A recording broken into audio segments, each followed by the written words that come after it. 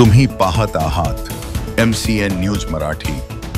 जळगाव जामोद शहरातील भाजपा कार्यकर्ता पंकज देशमुख यांनी मे महिन्यामध्ये आत्महत्या केल्याने संपूर्ण जळगाव जामोद विधानसभा मतदारसंघामध्ये एकच खळबळ निर्माण झाली आहे। मतदारसंघातील सर्वपक्षीय नेत्यांसह पंकज देशमुख यांच्या कुटुंबियांनी ही आत्महत्या नसून घातपात झाल्याचा संशय व्यक्त केला आहे। त्यामुळे या प्रकरणाची उच्चस्तरीय चौकशी करण्याची मागणी मतदारसंघातून केली जात होती।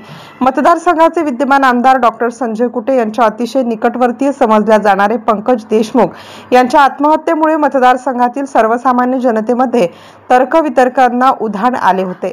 दरम्यान या आत्महत्या प्रकरणी अद्यापपर्यंत आमदार डॉक्टर संजय कुटे यांनी कोणतीही प्रक्रिया दिली नव्हती। त्यामुळेही जनतेच्या मनात संभ्रम निर्माण झाला होता। परंतु सध्या सुरू असलेल्या विधिमंडळाच्या पावसाळी अधिवेशनात स्वतः आमदार डॉक्टर संजय कुटे यांनी या प्रकरणाच्या उच्चस्तरीय चौकशीची मागणी केल्याने मतदारसंघातील विरोधकांसह सर्वसामान्य जनतेमधून समाधान व्यक्त होताना दिसत आहे। MCN न्यूज मराठीकरिता संपादक राजीव वाढे।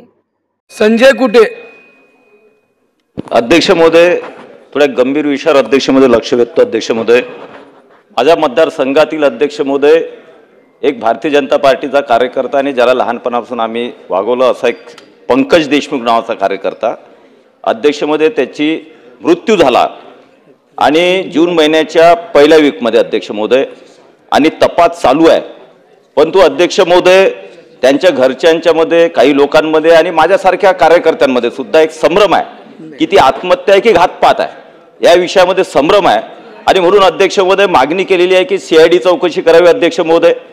पण मला असं म्हणायचं अध्यक्ष महोदय की या विषयामध्ये शासनानं अतिशय गंभीरतेने दखल घेऊन तो घातपात आहे का आत्महत्या आहे याची अध्यक्ष CID नव्हे तर CBI असेल, उच्च न्यायालयाच्या न्यायाधीशाकडे असेल, अशी उच्चस्तरीय समिती लावून 15 दिवसाच्या आतमध्ये अध्यक्ष महोदय या विषयातलं सत्य काय हे जनतेसमोर आणावं आणि जनतेमधला अध्यक्ष महोदय संभ्रम दूर करावा, ही माझी शासनाला आणि गृहमंत्र्याला अतिशय आग्रहाची विनंती आहे अध्यक्ष।